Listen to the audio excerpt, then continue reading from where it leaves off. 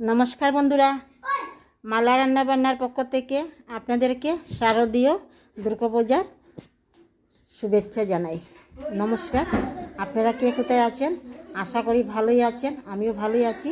ভালো মতে সবাই যেন আমরা দুর্গাপুজোর উৎসব আনন্দ উপভোগ করতে পারি ভালো মতে, সেটাই ভগবানের কাছে প্রার্থনা করি। এটাই আমার বক্তব্য। আর যে যেখানে আছেন ভালো মতে পুজো দেখুন, আনন্দ করুন, উল্লাস করুন। আমিও দেখব, নাতি নাতনি বৌমা সব নিয়ে যাব।